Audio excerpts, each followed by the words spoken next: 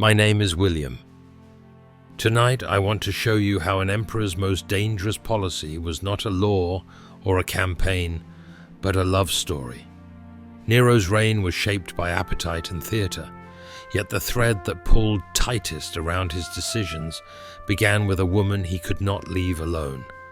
Rome first saw Nero as a golden promise, a youth who loved song, colour, and applause. Behind the applause stood his mother, a force who expected gratitude to sound like obedience. In that climate, a private affection could feel like liberation. Nero found such relief in a woman who stood outside the polished circle of palace tutors and moral guards. She was Acta, a freedwoman whose calm presence gave him something Rome rarely gave its rulers, the feeling of being chosen for himself rather than the robe on his shoulders. Their meetings were discreet, their bond tender rather than scandalous. Yet even tenderness stirred the hornet nest of politics. A ruler who listens to a lover more than to courtiers threatens the habit of power.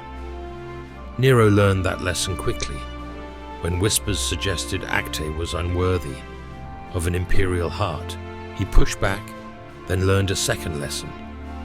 If love was to carry him where he wished to go, it would need a bolder stage and a partner who loved influence as much as he loved adoration.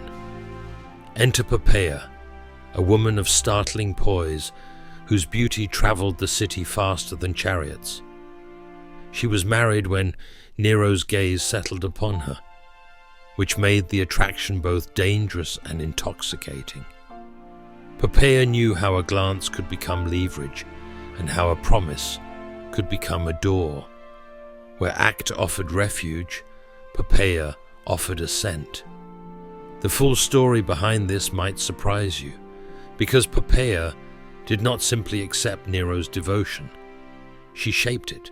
Nero had a wife, Octavia, the quiet emblem of continuity, who pleased Rome more than she pleased the man who wore the laurel.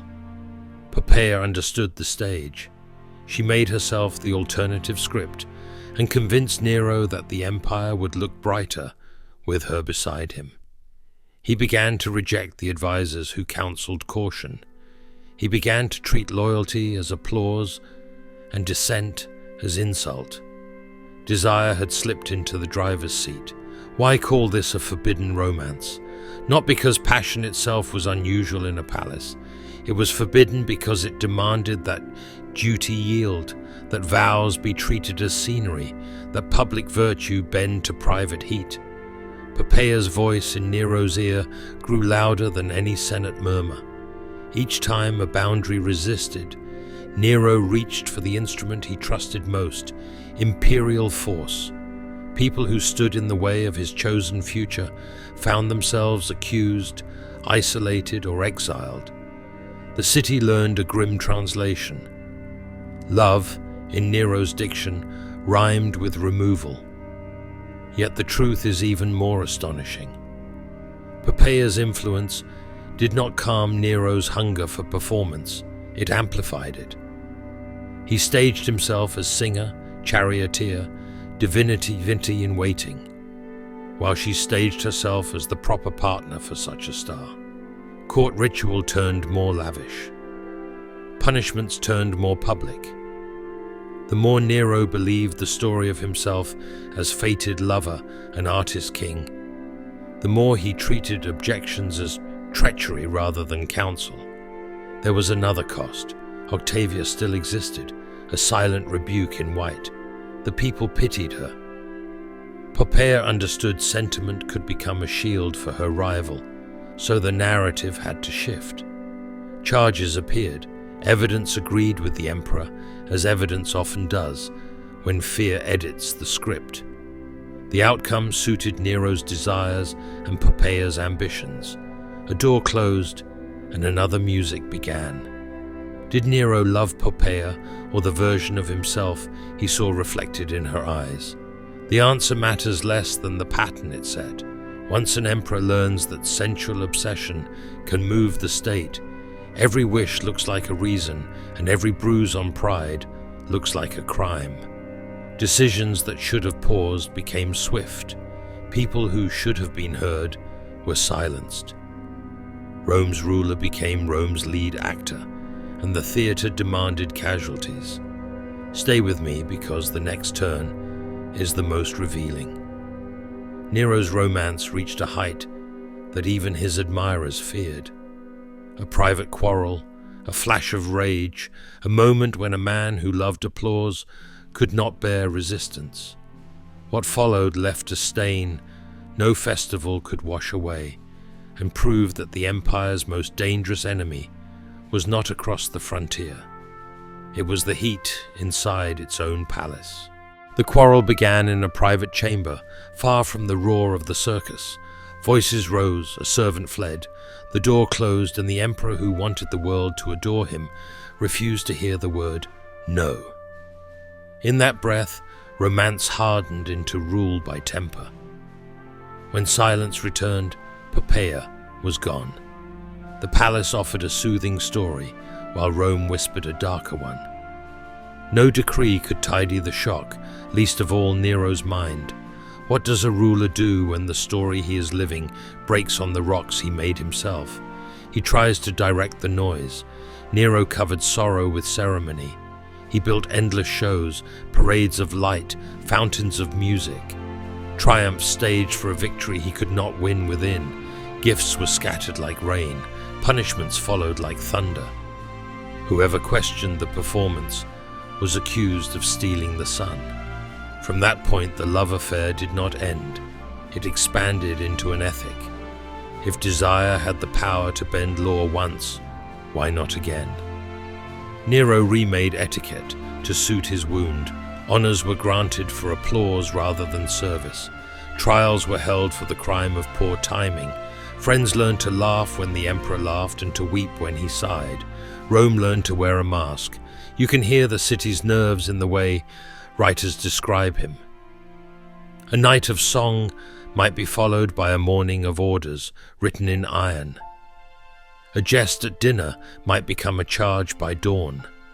Who could live like that and not begin to make plans? Senators rehearsed loyalty, generals squared accounts, families looked at the ground. Yet the truth is even more astonishing. Nero still longed for love even as he taught fear.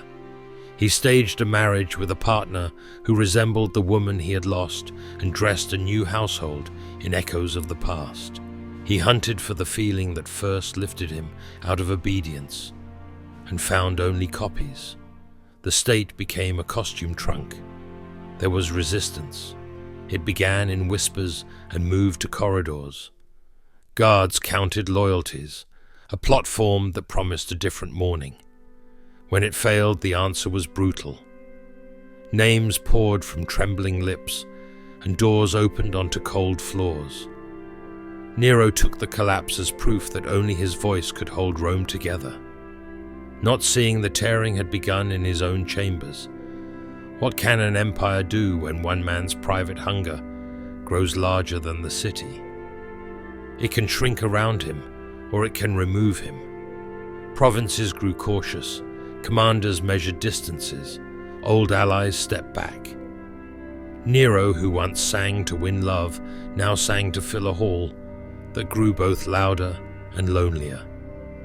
In the end, the emperor, who treated life as a show, found that the audience had slipped away. The Senate discovered its courage after the crowd had already left. Nero's last hours were not a roar, but a whisper. He looked for a friend to tidy the script. None could. He searched for the state that had existed before the love that taught him to break things, and he could not find it. So what is the forbidden romance of Nero? Not only a scandal with a beautiful partner.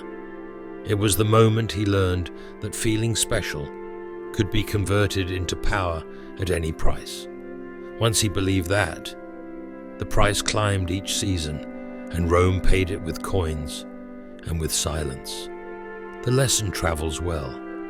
A leader who insists on love and spectacle will always ask the city to ignore the bill.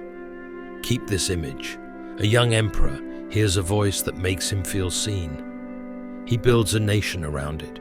He confuses devotion with destiny, beauty with permission. The result is a court where music hides the sound of doors closing, and a capital that wakes to find joy rationed and truth for hire. History remembers fire and cruelty in gold. Beneath those headlines lies a quieter spark, the night a private desire taught a public office to obey. That is the hinge of Nero's story, and the hinge of many others. When passion becomes policy, the city must either become a theater or walk into daylight. Rome for a time chose the seats, the rest the ruins taught us.